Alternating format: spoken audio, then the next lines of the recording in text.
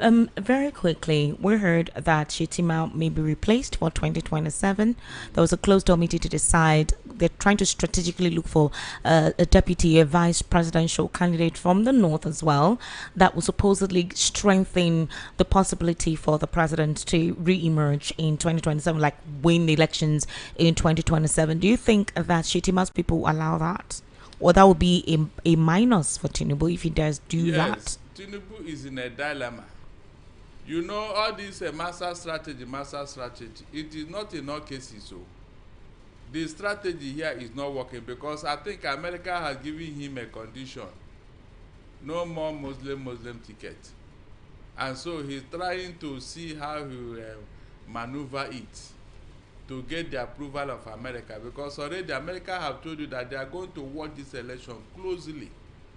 And a man's report is being released in America as we speak. So all this is making Tinubu to be in a quandary. He doesn't know how to manage this situation. To make matters worse, APC winners in the primary, whose name were supplanted, are raising hell. So how will Tinubu carry all these baggages into 2027? Well, our next schedule is closing up for all the candidates that will be participating in these elections. And political parties are struggling to make sure they meet up with the deadline, to make sure that all the candidates that will be participating their list would have been submitted. During the screening, the president was exempted. But the president said that during the 2026 National Convention, then the president will formally pick his VP candidate. You know, although Felix Smoker has said that we shouldn't supposedly believe anything we hear yet, that they're all conjectures and speculations, but there are talks that it would be a good strategic move if Shetima doesn't continue in 2027. But either way, so wouldn't that be a slide on this administration if they decide to change Shetima?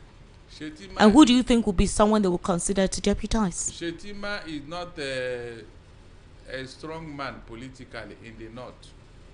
He's not even from the Hausa Fulani. He's a Kanuri man. All these things is going to play against him. You know, and the president doesn't know how to play northern politics. He doesn't know Hausa politics. Seriously, he may be good in manipulating the Yorubas and all that. Okay. But the north, he cannot manipulate them. That is the issue here. There is no strong northerner today that you can bank on to go for APC, because many northerners, because of the hardship, they are against Tinubu and his administration. So who is that northerner that will sell APC to the north as a vice president? Who is that person? No person. No person. Unfortunately, Tinubu did not see this ahead of time, because if he knew, he would have projected somebody since 2025 and begin to groom that person, begin to make that person warm into the heart of the north, especially the Fulani oligarchy in the north. He didn't do all these things until America now brought this condition for him. So he's looking for a way to overcome all these challenges. That is why nobody is talking about that aspect of his election. Nobody. And so we need to see what will happen at the end of the day. Except already he wants to fail. That's just the truth. He has done everything to placate the North, but they are what? Implacable. The North is implacable because of what Tinubu have done so far against them, and which they are angry about. In fact, they told him, they once told him that this is not our agreement. They once told Tinubu, but this was not our agreement. That means there was an agreement which Tinubu did not fulfill. That's just the truth. He didn't reckon that things will go this south. He didn't. For the North to come out and say, this was not our agreement, we are not going to vote you again in 2027. That means there is problem ahead. I said there are things that Tinubu should have done, which he did not do. Like what, sir? Good. This is so restructuring. Yes. Esther, if Tinubu had called the northern, you said soul restructuring. Like he's restructuring without carrying others along. Exactly. What way is he restructuring, sir? Good. So this police and then the ministry that is trying to But the state police is something they are all deliberating at the Senate, and at the Senate you have almost every representative across the 36 states of the Federation, including the Northerners. Esther, Sir? the so-called police, like I told you, have you seen the bill and the contents? It's still being looked into. But it has been passed into law already. Is that not true? It has not been passed into law. Really? But hold on. But it has gone through first reading. Yes. Second reading. Exactly. So what else is left? The senators have to look at it again and see where there are discrepancies. Did you hear what they are telling you now? That they are going to look at some issues. Yes. Those issues. Why didn't you look at it before you go into passing it through the first and second reading? I was thinking that this type of thing should be debated. There should be public hearing and all that. So, do you see why the president thinks that the insecurity is deliberate by some certain persons, possibly to expedite the state police? It's a lie. Okay. It has been there since 3 years ago, since he came into office. What was he doing? It's just a campaign issue. That's how everybody will look at it, including me. I see it as a campaign issue. All this thing that he's trying to do now is a campaign issue, nothing else. After all, they have been there since 3 years ago. Why didn't you start from that time? Why didn't you start? You just want to play, or you are working towards an answer, and you believe everybody will just buy into it. No, it's not possible. Even the state police, was it properly structured? Esther, was it properly structured? Because if you go and look at some of the content of that bill, the people in Abuja are still in control of the police. The state police is just there.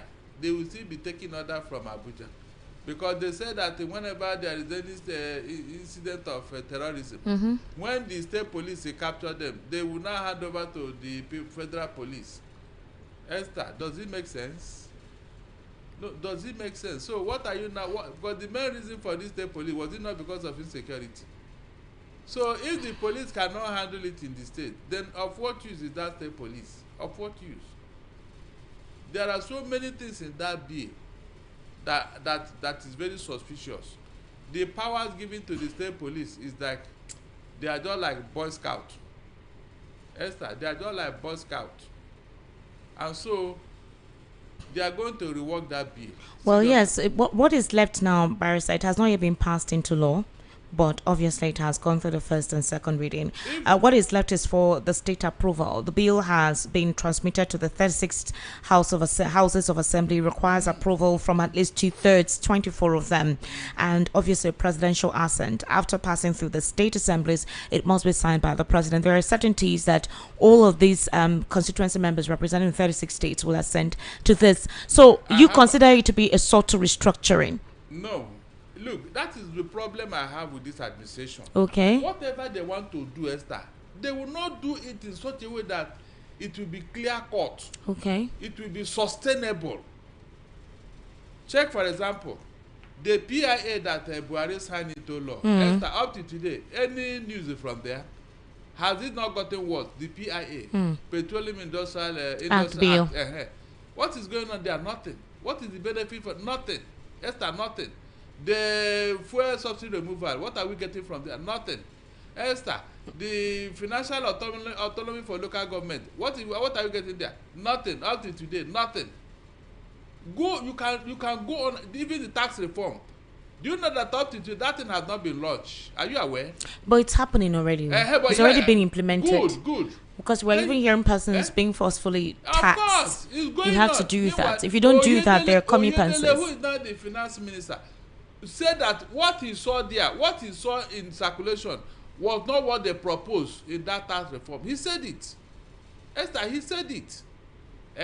So when all these things are going on, so what can you hold on to now and say, yes, in this area APC have done so well? Esther, what? What? You don't do things upside down, do it haphazardly. Is it because you lack the intelligence or wisdom to do it, or you are doing it to please yourself and not Nigerians? Which one are we going to follow here? Nothing. We said here we need state police. Is it in this manner? It is by the time they start implementation, Esther, you now see the booby trap You now see the loopholes. You now ask yourself, then what was the need for the state police? If all these things are still there, Esther, these are issues. I don't know why Tinubu choose to do things upside down. I don't know why. I just read examples for you here. Tell me that thing he has done that, yes, it is for the benefit of the whole Nigerians and it is sustainable. Mention it. Esther, mention it. All his actions littered with loopholes. Loopholes. I mean, gaping loopholes. Why didn't somebody think of it before they went to the public with it? You don't do things like kindergarten students, and at the end of the day, the thing will backfire. Esther, it will backfire. Look at the rehabilitation of terrorists. Is that how the UN propose it? Is that how they said it, that you are doing it? Is that how? No, it is not. It is not. If not, the people that America took to Guantanamo Bay from Iraq, they wouldn't have gone there. All the notorious terrorists from Iraq, when they invaded, they kept them there, and they dealt with them. They were all passed. They were all judged. So I don't get it. When Tinubu begin to do things upside down, you capture notorious terrorists. I mean, the dreaded ones among them that are supposed to go to jail. He said you are rehabilitating them. Barrister, in terms of education, the president actually initiated a school feeding program. It was meant to run between 2023 to 2027, and the way it was going to be done was going to be divided from state and local governments. So it will start from local governments, where each schools are given a free hot meal every day, at least once a day. They'll have adequate meal, free meals across all the either state government schools and federal government schools as well. That's the school feeding program. And the plan is actually to have a situation where you have almost 10 million Nigerian children having access to this school feeding program. All right. Although we heard that they relocated that to the Ministry of Education, and we've not been getting updates. I don't know if any of these children are benefiting from it. Please, if your child is in primary school, any of the state governments or in the local government that you know, please let us know if this school feeding program is still continuous, because there was a time we heard there was a pause on it, that they were now going to make it a feeding program for hungry children, when Nigeria was tagged as the first country, the number one country for malnourished children, either in the world or in Africa, thereabout, superseding Sudan, war-torn Sudan, and all of that. And they had to supposedly reorganize that program. And about how much millions were released for that under the former Minister of Finance. Isn't that a positive initiative of this administration? There is nothing positive here, because the program was not intended to succeed. It was not intended to succeed? No, how do you start a program you don't intend to succeed? Because that is what you wanted to achieve. I don't understand. Yes, you wanted publicity, not achievement. When that thing was started, you did not even resolve the issue of Sadiat and Sadia Umar Farouk. You didn't resolve the issue. You didn't resolve the issue of Betedu. That was why it was relocated from Humanitarian Affairs to Ministry of Education. Good. At the end of the day, what happened, Esther? Have you seen the children you are talking about? Have you gone to the interior villages and seen these children? Some of them, their head is bigger than their entire body. Somebody just sent a message that they have closed it. Oh, really? They have closed the program. Oh, really? Over what? Corruption. Of course, corruption. Because it was so humongous. Even after Betedu and Omar Farouk, they still went ahead to tell you that this thing is in their DNA, Esther. And they know that nothing will happen. No. If they know that something will happen, they won't try it. Esther, there was a time a woman that was heading an institution, that is doing the work of NAFDAC in Nigeria, in China. The woman allowed a contaminated, contaminated supplement or something into the market, and people died. Esther, while the world was pleading on her behalf to spare her, Chinese government executed her. Esther, executed. Do you think anybody that go to that office will mess up again? With that example, Eh? Look, when we are talking of leadership, Esther, this APC, they don't know what is leadership. I've been saying it. And I have facts. I have facts. They don't know what is leadership, Esther. All their actions is so awkward. All their behavior, all their utterances, so awkward. I can't hold anything. That is say yes, there is discipline here. Everybody is doing whatever they like. I told you here that everybody that got appointment in this administration, they have seen it as a means to cash out. Esther, they have seen it as a means to cash out. In fact, if there is no, they will create their own organization and start making money. They will create it, their own organization, and start making money, because they know that nothing will happen. Esther, nothing will happen. So if there is a country where there is no discipline, please, how can that country move forward? Yesterday you read out the amount of money that therapists are asking Tinubu to account. Yes, Esther. and a lot of a host of others that has not been able to make it to the court. Billions, hundreds of billions, Esther. Nobody is talking about them. So how can you move forward? So what is that thing I can hold on to today about Tinubu and say, yes, in this area he has done so well? Look at, I was wondering how who will cook the meal in the first place? No, there were women cooking the meal. It was actually a means for employment. They were being paid. Please, are they getting quality food? Is the money, are they getting value for the food? I remember one woman said, instead of... Barrister, are you saying that none of his initiatives were actually good if it was followed through? Because the concept, if you look at his concept, on paper it's beautiful, it's perfect. If it is properly executed, the school feeding program for the children was a very beautiful initiative. I was a beneficiary of that system. Very, very strong beneficiary of that system. What I don't know is why it was stopped.